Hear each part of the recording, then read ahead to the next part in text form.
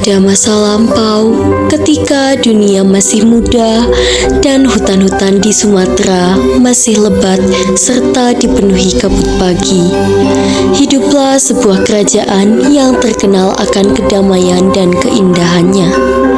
Kerajaan itu dipimpin oleh seorang permaisuri, sebab sang raja telah lama wafat dalam peperangan. Meskipun memimpin seorang diri, sang permaisuri terkenal bijaksana, ramah, dan sangat mencintai rakyatnya.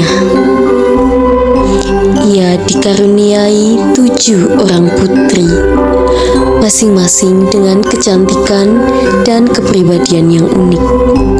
Karena itulah rakyat menyebut mereka Putri 7.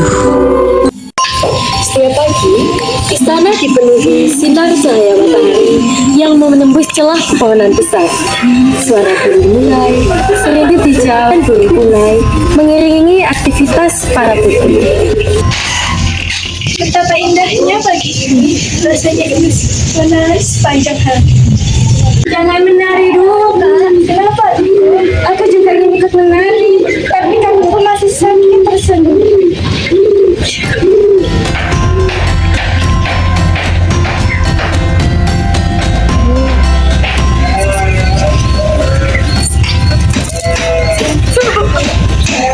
Aku akan membuatkan salad dari kacang dan bumbu. Nanti aku bisa juga ya. Iya. Di tempat lain, permaisuri sedang memeriksa hasil panen bersama para rakyat. Ia selalu memastikan semua orang sejahtera. Halo, sedang apa kalian? Kami sedang memanen kopi. Bagaimana panen kali ini? Sangat memuaskan hati. Kami sangat bahagia, Ratu. Kebahagiaan kalian adalah kebahagiaan kami. Jadi, jangan sungkan jika ingin meminta pertolongan kepada istana.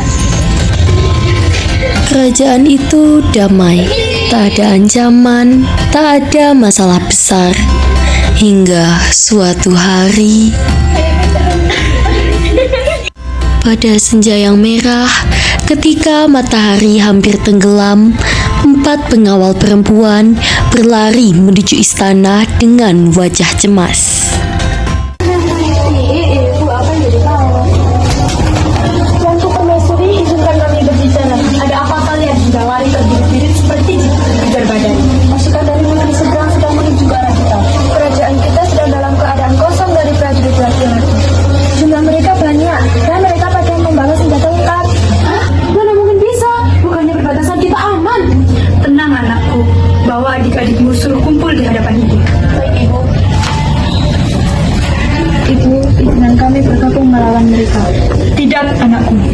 Musuh yang datang bukan untuk berperang secara damai, tetapi mereka datang untuk merusak.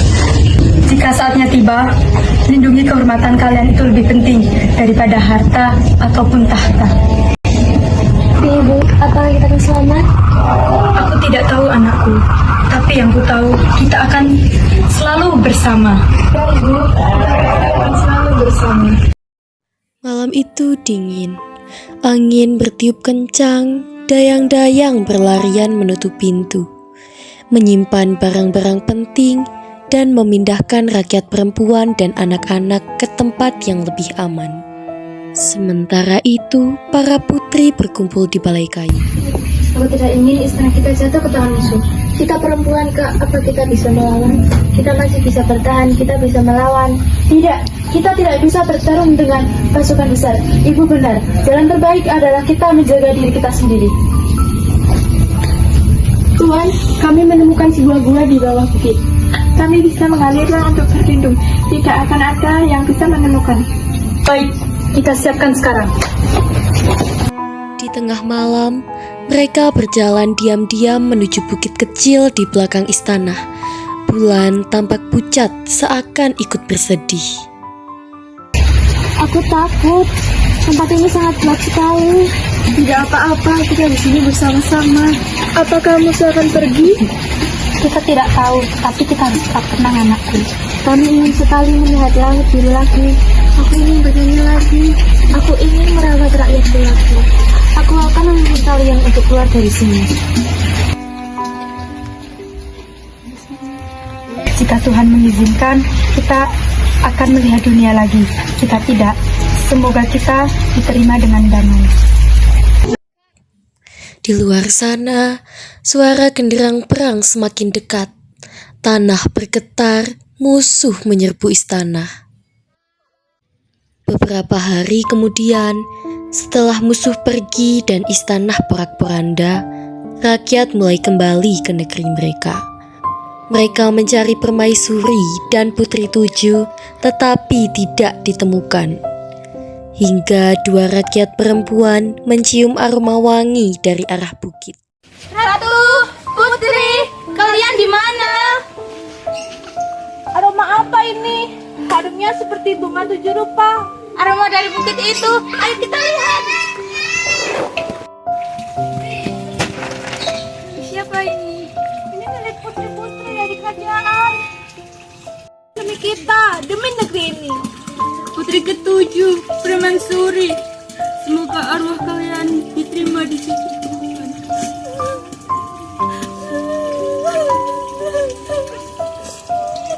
Sejak saat itu, rakyat menamai tempat itu Bukit Tujuh. Nama itu diambil untuk mengenang 7 putri yang suci, 7 hati yang berani, 7 sosok yang menjaga martabat negeri, 7 pengorbanan yang tidak akan pernah dilupakan.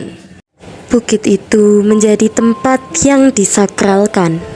Orang-orang datang untuk berdoa, mengenang, dan belajar tentang keberanian perempuan Melayu.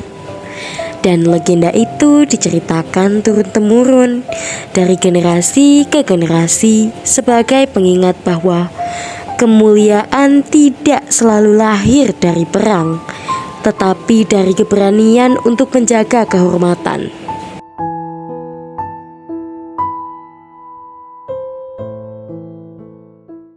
Begitulah asal mula terciptanya Bukit Tujuh, salah satu legenda paling terkenal dari Tanah Riau, tempat di mana keberanian, kasih sayang, dan pengorbanan 7 putri diabadikan oleh bumi tempat mereka beristirahat.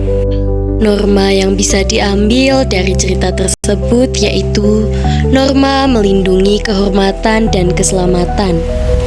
Kerajaan membuat aturan untuk melindungi para putri dengan merahasiakan tempat persembunyian mereka. Dan yang kedua, norma larangan melakukan penyerangan.